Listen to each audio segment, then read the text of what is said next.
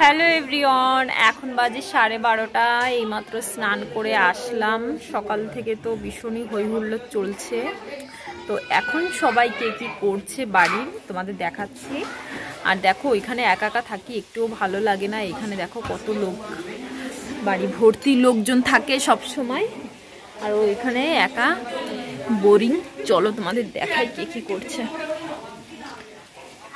আমাদের এই বাড়ি কিন্তু সবসময় লোকজন এরকমই থাকে। আমাদের বাড়ি পুজো কিন্তু শেষ হয়ে গেছে, কিন্তু আমাদের এখনও সবাই মিলে একসঙ্গে খাওয়া দাওয়া চলছে।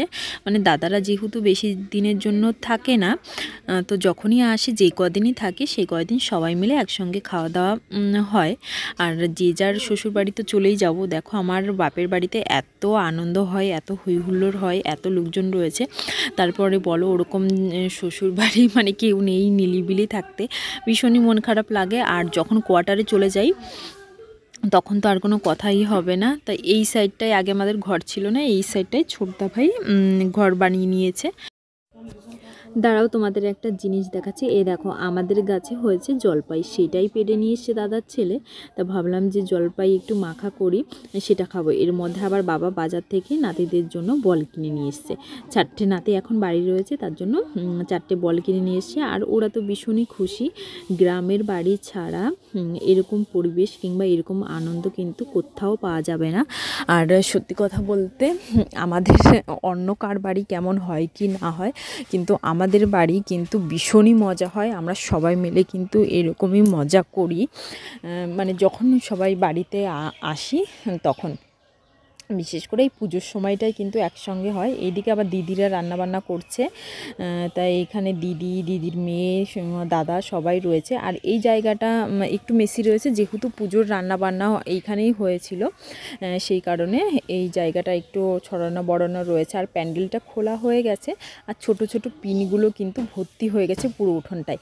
সেটাই সবাই মিলে পরিষ্কার করে রয়েছে, মানে করে নিচ্ছে। যেহেতু বাড়িতে বাচ্চা কাচ্চার অভাব নেই, তাই ভাবলো যে পিনগুলো আগে ঝাড় দিয়ে নিই। দেখো, আমার ছেলে তো সবার আগে ঘরমর ঝাড় দেওয়ার জন্য।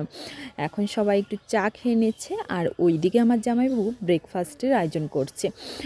ছেলে হোক, মেয়ে হোক, বউ, কেউ কিন্তু কাজে কম নাই। সবাই এক একজন এক একটা কাজের দায়িত্ব নিয়েছে, যেহেতু বাড়িতে প্রচুর লোক, সেই কারণে। এইখানে জামাইবাবু সুজি আর টক দই গুলে নিয়েছে, মানে গুলবে সেটা দিয়ে। আর এখানে কি করেছে, পেঁয়াজ কুচি করেছে, আদা, একটু ধনেপাতা, তারপরে গাজর গ্রেট করে নেবে।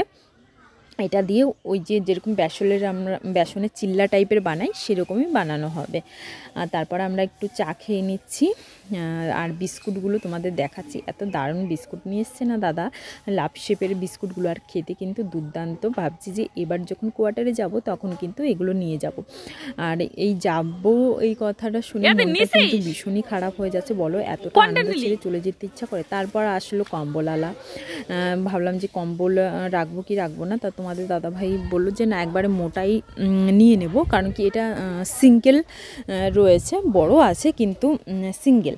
আর আমাদের আজকে ছিল আমার মাসিবাড়ি নেমন্তন্ন, সেখানে মানে আমরা 2 বোন, তারপর হচ্ছে দাদার একটা মেয়ে, আর তোমাদের দাদা ভাই, আমার জামাইবাবু, আমরা এই কয়েকজনে মিলেই গেছিলাম।